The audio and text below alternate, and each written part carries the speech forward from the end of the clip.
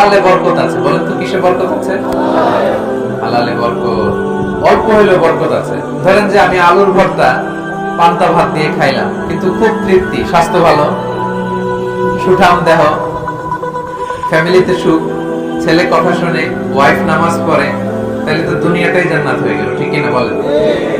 আর ধরেন আপনি পোলাও, কুরমা, বিরিয়ানি এগুলো খাইলেন, ডানে বায়ে ইচ্ছা মতো কামাই করলেন, কিন্তু এমন রোগ আল্লাহ দিছে একটা হসপিটালের বিল পরিশোধ করতে 10 লাখ নাই, এরকম আছে না নেই? একটা হসপিটালের বিল দিতে যে 10 লাখ টাকা নাই। তার মানে হালালে বরকত। প্রিয় ভাইরা, আমার সঙ্গে বলুন ভাইরা, এজন্য হালালের সাথে থাকবেন। সাময়িক ওই লটারি পেয়ে আমি অনেক টাকা পেলাম, ওই জুয়া খেলে আমি অনেক টাকা পেলাম, জুয়া খেলে তো মানুষ আসলে নিঃস্ব হয়, কিন্তু সাময়িক কিছু টাকা পয়সা পেয়ে আপনি এটার সাথে জড়াবেন না। এই জীবনটা একেবারে ক্ষণিকের। আপনার দাদাকে আপনারা দেখছেন না, আজকে আছে দুনিয়াতে, অনেকের বাবাও দুনিয়াতে নাই। আমরাও একদিন থাকবো না। কিয়ামতের কঠিন ময়দানে আল্লাহ তাআলার সুপ্রিম কোর্টের কাঠগড়ায় প্রতিটি জিনিসের হিসাব আল্লাহ চাইবেন। ফামান ইয়ামাল মিসকালা যাররাতিন খাইরান ইয়ারা। ছোট্ট ভালো করেছো, এটা দেখবে, প্রতিদান পাবে। ছোট্ট খারাপ করেছো, এটা তুমি নিজে দেখবে, আমল নামায়।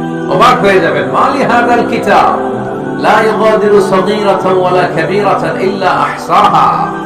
আপনি অবাক হবেন আমল নামা দেখে। আইরে, ওই যে সুঙ্গাগুলিতে একদিন রাত্রেবেলা এটা করছিলাম, এটাও লেখা।